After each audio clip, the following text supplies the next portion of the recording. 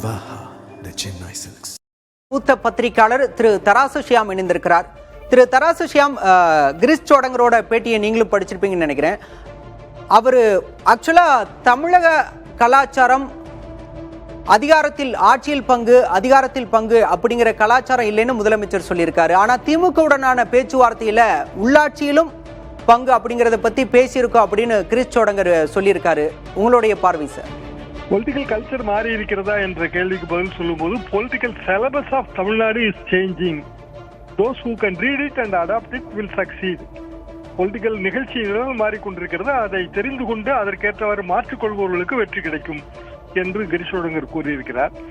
ஆனால் அவரது கூற்றிலே இருந்து நான் புரிந்து கொள்வது என்னவென்றால், தாவேகா காங்கிரஸ் கட்சிக்கு வெளிப்படையாக அழைப்பு கொடுத்துள்ளது. நாங்களும் பேசி வருகிறோம். அரசியலில் எந்த கட்சியுடன் வேண்டுமானாலும் யாருடன் வேண்டுமானாலும் பேசலாம். அதிமுகவுடன் கூட நாங்கள் பேசுகிறோம். சில நேரங்களில் சில பொது விழாக்களை சந்திக்கும் போது பேசுகிறோம். அப்படி பேசுவதெல்லாம் ஒன்றும் தவறில்லை. அதே நேரத்தில் ஆட்சியில் பங்கு, அதிகாரத்தில் பங்கு, அதிக இடங்கள், உள்ளாட்சி தேர்தலில் பங்கு எல்லாமே காங்கிரஸ் கட்சியின் தொண்டர்களின் கோரிக்கை. எனவே அந்த கோரிக்கைகளை நாங்கள் வலியுறுத்த வேண்டிய கட்டாயத்தில் இருக்கிறோம் என்று கூறியிருக்கிறார். சிக்கல் என்னவென்றால், அவர் காங்கிரஸ் கட்சிக்கு 20% வாக்கு இருக்கிறது என்று கூறியிருப்பதுதான். 12 முதல் 20%. அதனால்தான் எங்களை தாவேகா கூட்டணிக்கு அழைக்கிறது, எங்களுக்கு 20% இருக்கிறது என்று கூறியிருக்கிறார். இது மாறுபாடான கருத்து. காங்கிரஸ் கட்சிக்கு தமிழ்நாட்டிலே கன்னியாகுமரியை தவிர பிற மாவட்டங்களிலே 3 அல்லது 4% இருக்கும். கன்னியாகுமரியில் இவர் கூறுகிற 20% இருக்கும். அப்படி இருக்கும்போது தாவேகா எந்த தொகுதி பங்கீட்டின் அடிப்படையிலே காங்கிரஸ் கட்சி அழைக்கிறது என்று அவர் தெளிவாக சொல்லவில்லை. அது நமக்கும் தெரியாது. அதே நேரத்திலே திமுக லோக்கல் பாடி உள்ளாட்சிகளிலே அதிகார பகிர்வுக்கு சம்மதித்து விட்டது என்று அவர் கூறுகிறார். அது அதிகார பகிர்வு இல்லை, அதிக இடங்கள் கொடுக்கலாம். எப்போதுமே உள்ளாட்சி தேர்தலில் பகிர்மானம் என்பது எப்படி என்றால், இத்தனை சதவீதம் என்பதுதான்.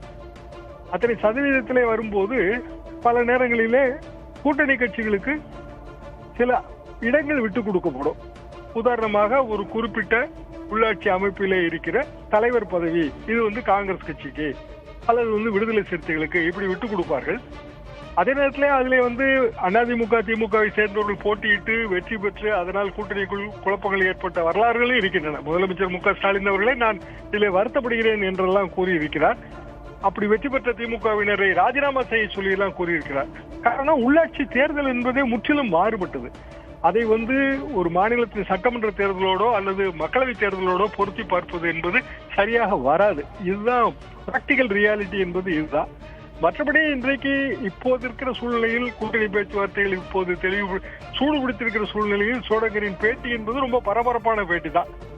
மார்ச் மாதம் 1ஆம் தேதிக்குள் அநேகமாக திமுக கூட்டணியிலே இந்தந்த கட்சிகள் இருக்கின்றன, இத்தனை தொகுதிகள் என்கிற வரைக்கும் முடிவாகிவிடும் என்றுதான் நான் எதிர்பார்க்கிறேன்.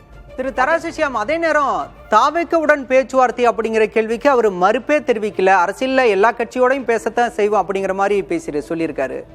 பார்த்தேன். தாவேக்காவுடன் தாவேக்கா எங்களை TVK has openly invited us and said that they are ready to form an alliance with us. எங்களுக்கு வெளிப்படையாக அழைப்பு விடுத்திருக்கிறார்கள். தாவேக்கா எங்களோடு கூட்டணி சேர்வதற்கு தயாராக இருப்பதாக கூறியிருக்கிறார்.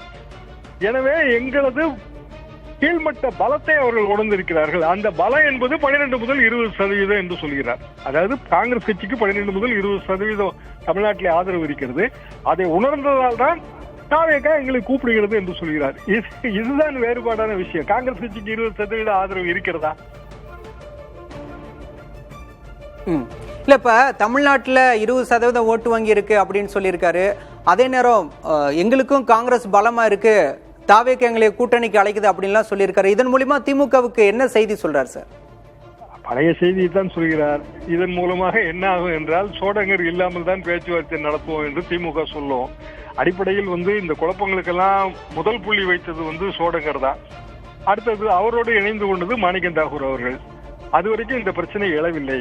இங்கு ஆட்சியில் பங்கு, அதிகாரத்தில் பங்கு என்பது இல்லவே இல்லை, கிடையவே கிடையாது. அதிமுக கூட்டணியிலும் கிடையாது. காரணம், அவரே கூறுவது போல நமது அரசியல் கலாச்சாரத்தில் இது இல்லை. கூட்டணி அரசியல் என்கிற கலாச்சாரம் இருக்கிறதே தவிர கூட்டணி ஆட்சி என்கிற கலாச்சாரம் நம்மிடம் இல்லை. புதிய கலாச்சாரத்தை படைப்பதற்கெல்லாம் யாரும் தயாராக இல்லை. கூட்டணி ஆட்சி என்று முதலிலேயே கூறினால் கூட்டணியே பலவீனமாக இருப்பது போல தோற்றமளிக்கும். அது தேர்தலுக்கு பிறகு பேச வேண்டிய விஷயம். ஆனால் தேர்தலுக்கு முன்பு பேசுகிறார்கள். இதுதான் இதில் இருக்கிற உண்மையான சிக்கல். அப்படி என்றால் காங்கிரஸ் கட்சி திமுக கூட்டணியில் நீடிக்க வேண்டுமா, நீடிக்க கூடாதா, இது திமுக தலைமை எடுக்க வேண்டிய முடிவுதான். எத்தனை இடங்கள் தர முடியும்? எனக்கு தெரிந்து அது 22 முதல் 23 இடங்கள் தருவார்கள் என்றுதான் நான் நினைக்கிறேன். 25 வரைக்கும் போவதற்கு வாய்ப்பு இருக்கிறது. ஆனால் 30 வேண்டும், 39 வேண்டும் என்றால் வாய்ப்பே இல்லை. பாரதிய ஜனதா கூட 39 இடங்களை கேட்கிறது அதிமுக கூட்டணியில். அது எப்படி கொடுப்பார்கள்? 170, 180 இடங்களிலே ஒரு மெயின் பார்ட்டி போட்டியிட வேண்டும். குறைந்தது 170 இடம். ஆட்சியில் பங்கு என்ற கலாச்சாரம் தமிழகத்தில் இல்லை அப்படிங்கிற கருத்தை பதிவு பண்ணியிருக்கீங்க. உங்களுடைய கருத்துக்களுக்கு நன்றி திரு ஷியாம்.